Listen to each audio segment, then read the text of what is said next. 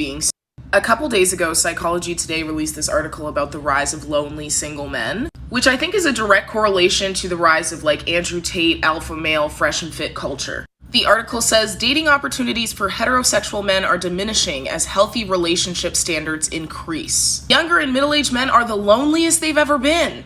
We can fucking tell. And it's probably going to get worse. Over the last 30 years, men have become a larger portion of that growing group of long-term single people, also known as incels. And while you don't actually need to be in a relationship to be happy, men typically are happier and healthier when partnered, because women are doing their domestic and emotional labor for them. So 62% of people on dating apps are men, which is why women are being pickier because they have more options. Skills deficits. For men, this means a relationship skills gap that, if not addressed, will likely lead to fewer dating opportunities, less patience for poor communication skills, and what do you ladies think? The world is finally healing. Rusty men are finally losing. What am I talking about? There was a recent article by Psychology Today stating there is now a rise of lonely single men. But 3 of the key reasons for this is 1, relationship standards are increasing. 2, there are more men than women on dating apps, 64% more men. And 3, men are deficient when it comes to dating. One huge thing that the article states is that women are becoming less tolerable of men's poor communication skills and lack of emotional availability. This is leading many single men to stay single. What I'm seeing is women are no longer accepting the bare minimum and poor behavior that in the past women were told to tolerate, which means us women are finally leveling up, which should force men to seek therapy, which is literally what the article says, or we will remain single.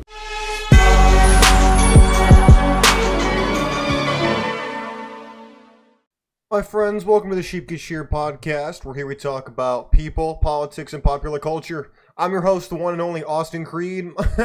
Guys, I'm laughing. I'm listening to that second clip. Did you hear the kid in the background? Did anybody else hear that?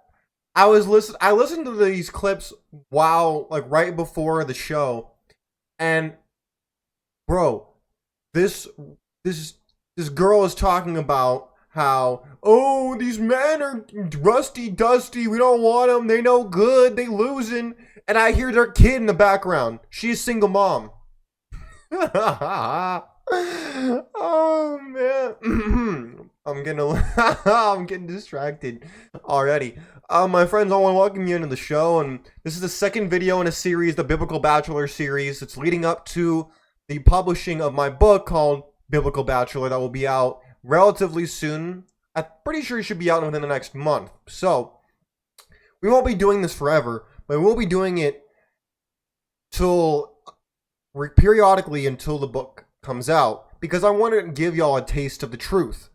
Now, we got that out of our system. I gotta tell you, I listen to some of these videos sometimes for to put them in the show, and they are so comical. You think that the delusion is bad where you're at? Just go on the internet. It is so bad. It is so hilarious.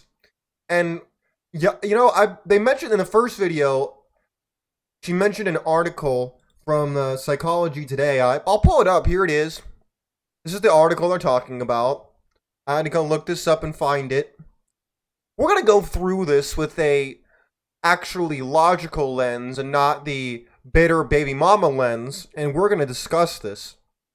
It says that recent Pew Research indicates that over 60% of young men are currently single. Now, first of all, there are struggles that single men face. Absolutely. I talk about this extensively in my book that's coming out. However, here's the thing. When you're young, you're told, oh, you need to find a woman. You need to get married. You need to do all this stuff because that is what defines you as a man. Gentlemen, that's 100% false. I hate to be the man to break that bubble. Actually, no, I don't hate it at all. In fact, I love it. But here's the thing, okay? When you talk about being single, that doesn't mean they're miserable. That does not mean that they're actually lonely. It just means they're not in an actual relationship. For those of you who don't know, sites like Seeking Arrangements, sites that like sugar daddy sites and whatnot, they're going crazy. absolutely bonkers crazy. It is litty over there right now. Not from my personal experience, but let's just say I've seen people do it. And I know girls on my college campus who do that. They'll go on the weekend, see their sugar daddy, and they'll come back and they'll tell me some of those stories. I might actually talk about them sometime on this show. I just don't want to, throw someone's business out here and mention any names or anything. But let's get back to this article. It says, intimacy is at a 30-year low rate across genders. So there's this rule that the first woman mentioned fresh and fit and whatnot, like Andrew Tate, alpha male culture, which is like the red pill. For those of us who know, if you know, you know. If you don't know, I'll explain it to you. There's the 60% of men who are currently single, first of all. I guarantee you that 60% includes dudes at the top who say, why in the hell would I get married? Well, I'm going to risk half my stuff that I worked hard for, my father worked hard for, my grandfather worked hard for. What, just to give it to some bish? Are you joking? No, they're not going to do that. Does men prioritize real-life relationships attuned to the shift in prioritizing women have already made? Okay, in other words, they're trying to paint women as sugar, spice, and everything nice, when in fact, if you look at the statistics, they state that in domestic violation, I know I'm saying it wrong. I'm saying it wrong on purpose so they don't throw me off the platform. In those situations, 70% of the time, it's perpetrated by the woman, by the way. Men underreport and women overreport. But of course, they don't want you to know that. Because if you know that, you're liable to ask questions. You ask questions, you become dangerous. Because you're suddenly not a useful sheep that's getting sheared. You're a ram who has horns and is actually liable to do something to protect yourself. Now, let's keep going. It says a recent Pew Research study shows a tectonic shift in the dating and sexual life of men. The study found that among men under 30 years old, over 60% are single, almost double that of women in the same age bracket. First of all, this is a very disingenuous statement. The almost double of women. First of all, a lot of women think they're in a relationship when they're actually not. They're in a situationship with Chad, Tyrone, Pookie, or Ray Ray. They're not actually in a relationship. They just think they are. So we'll take that into account. We'll also take into account the fact they have multiple relationships at once, which means they're kind of cheating, or it's ethical non-monogamy. We're not talking about just monogamous, normal, vanilla relationships here. No. We're not just talking about that. But of course, you wouldn't know that because they don't expressly tell you. Now, it says, not only are more young men single, but their opportunities for development and relational and sexual rapport have been vanishing, as levels of sexual intimacy across genders appear to be hitting a 30-year low. Now, first of all, this is partially true. Because of hypergamy, about 10 to 15% of the men have access to about 90% of the women. And if you think that a guy who's an 8, 9, or 10 won't get with a woman who's a 3 or a 4, you're super wrong. You're dead wrong. They will. Of course they'll do it. They'll hit. They're bored. They'll do it. You kidding me? Of course they will. How do I know that? Because A, I know people, and B, I'm kind of that guy. You may not think that, but what you think doesn't really matter to me. What actually happens is kind of what matters to me. Let's see. Heterosexual men, from elder millennials to boomers. Shout out to the boomers of the building. Says, let's see. Young adults at the time when sexual intimacy was a common pathway to attachment for women actively seeking a romantic partner. In other words, they're saying that back in the day, it was pretty straightforward, pretty, ordinary, as it's been for the majority of human history. But now, thanks to social media, thanks to feminism, thanks to the sexual liberation movement, all that's changed. Whether you think that's bad or good is your business. I personally think it's great. Why? Because then it allows me to say, you know what, F these bitches, I'm going to go do what I want. Yeah, and it exposes them for what they are. If you think social media changed women, you're wrong. If you think it changed men, you're wrong. It just highlighted who people already were. How things have always been. But of course, people don't think that because it's not what they want to believe. You would be shocked to know what people will consciously push aside because they don't want to believe it. You'd be shocked by it. I'm not. I see it all the time.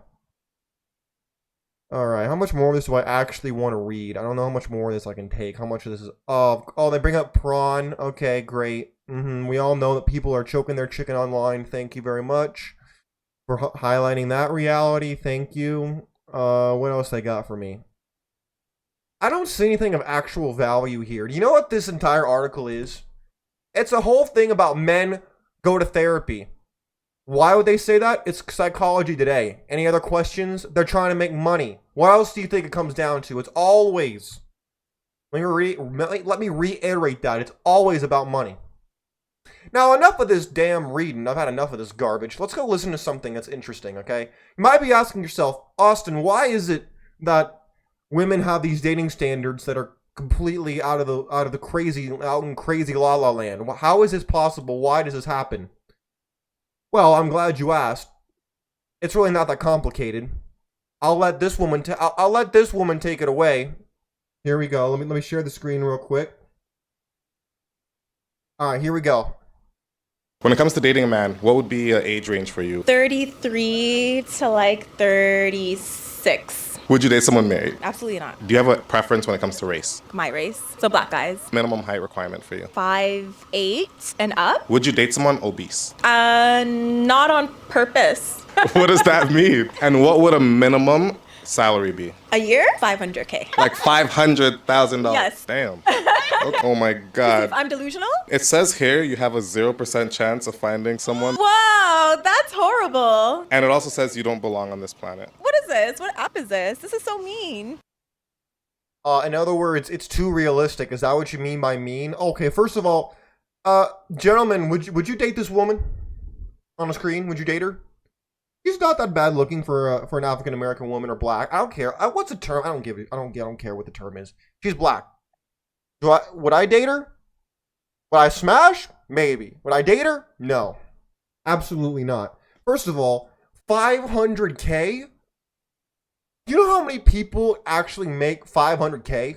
Answer, less than, half of 1%, and that's generous? Gentlemen, how much money do you make? Do you make $500K? No? Oh, well, are you black? No.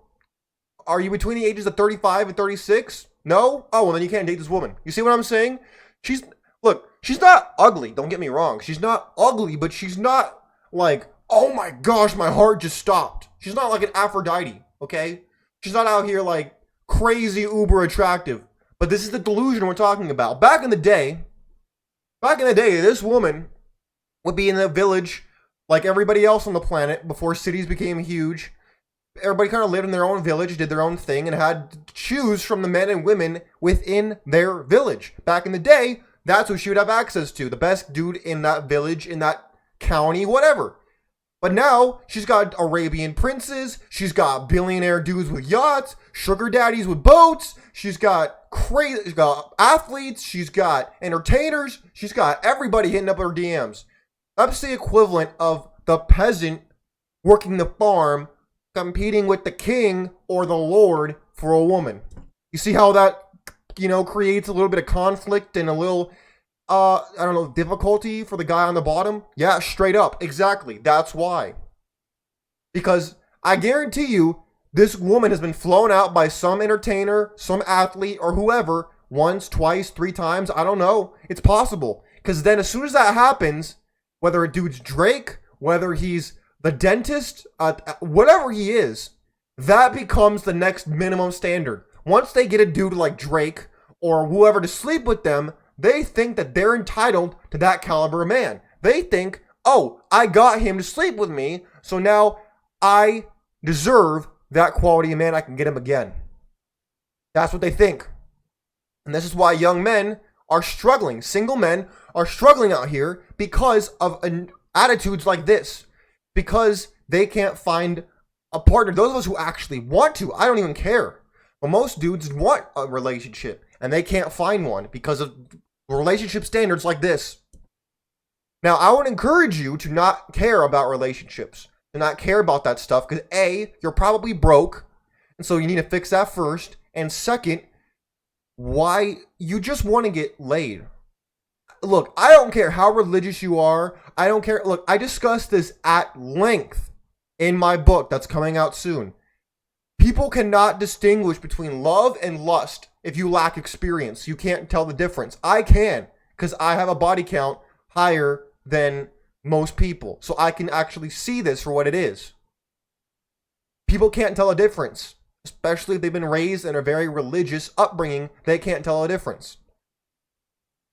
I'm not degrading you. I'm just trying to tell you the reality of what you don't know. Because if you don't know what you don't know. And I'm trying to teach you what you don't know so then you can do something about it.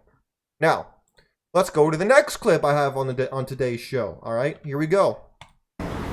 How tall are you? 6 foot tall. As a tall girl, do you find dating to be easy as your shorter counterpart? Absolutely not, because I have to have a guy that's like at least as tall as I am, and that's hard to find. All the tall ones are already snatched up, so. You think that when you're older, you're going to still have that standard? Yeah, that's a personal preference for sure, like, yeah. So he has to be at least your height? Yes. Okay. Now, why does height play such an important role to you? I mean, sounds weird, but like domination, like I don't want to feel like the man in the relationship. You don't think a man who's shorter than you could dominate you? I feel more dominant if I am taller. So I don't know. I've never been with the guy that's shorter than me that made me feel more dominant, or made it seem like he was more dominant than me.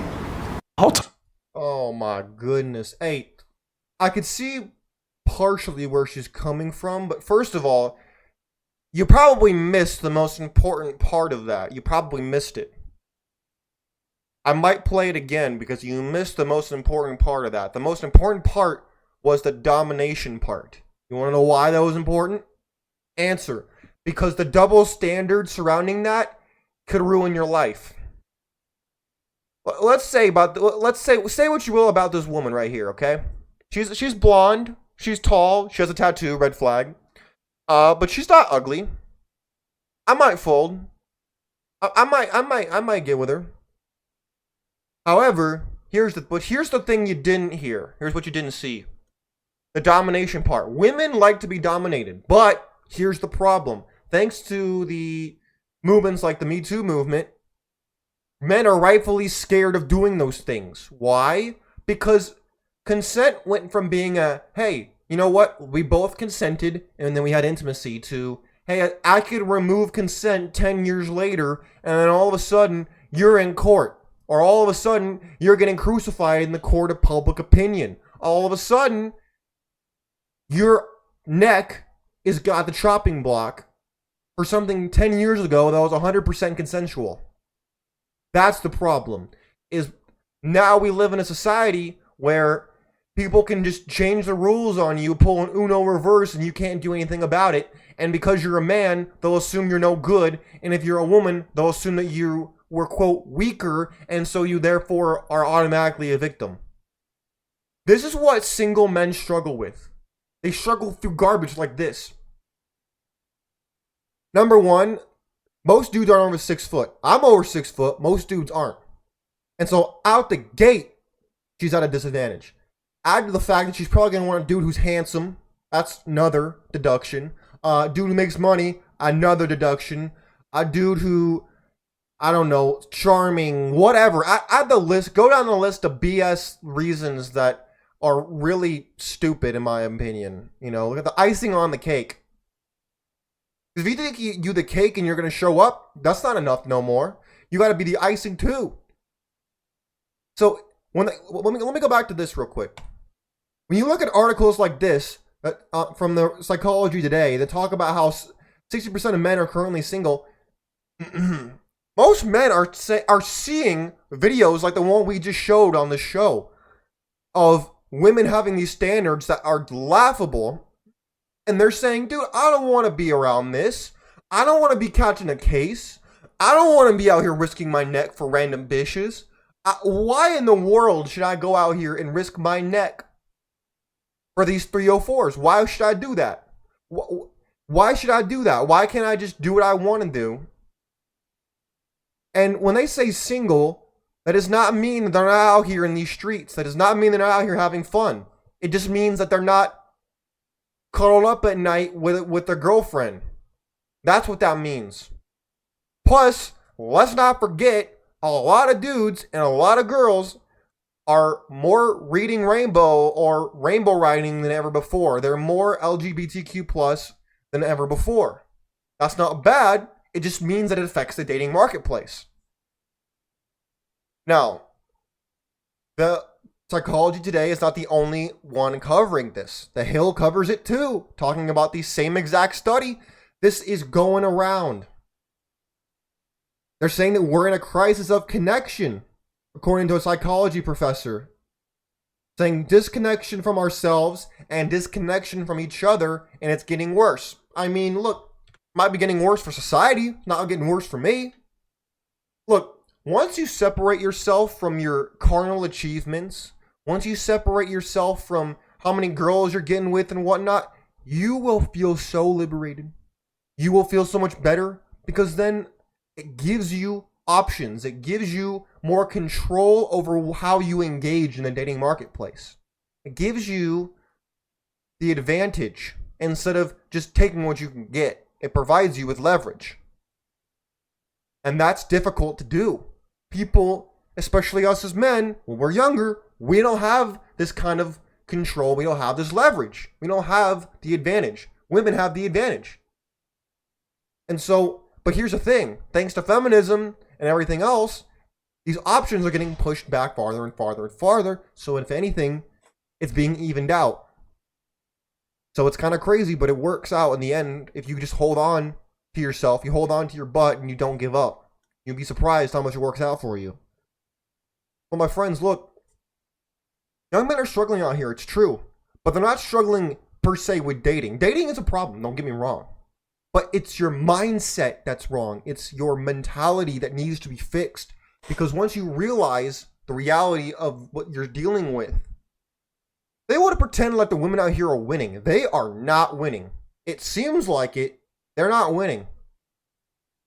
If you think a woman gets a divorce and she's winning, she's not winning.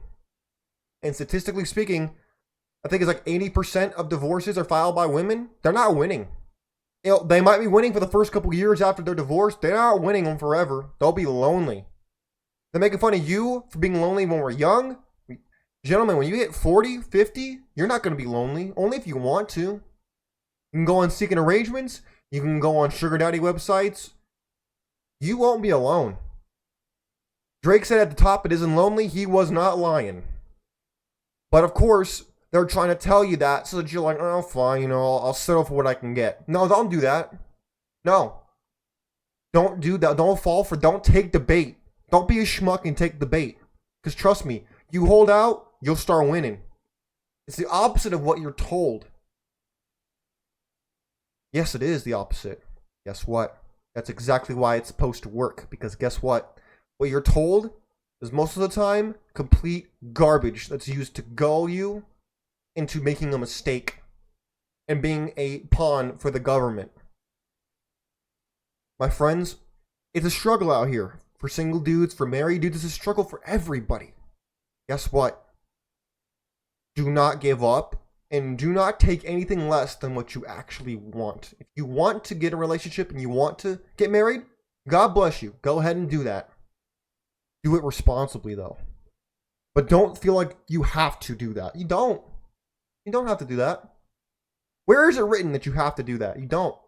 It's just programmed in you to do so. Don't let your programming dictate your future. It might have dictated your past. Don't let it dictate the future. Don't worry. I go into this very much in depth in my book that's coming out here in the next couple weeks. My friends, we're going to keep talking and having this conversation as the days, months, and years go on. But don't worry, because it only gets better from here. My friends, God bless you. God bless your family. And God bless America. We're out of here. Peace.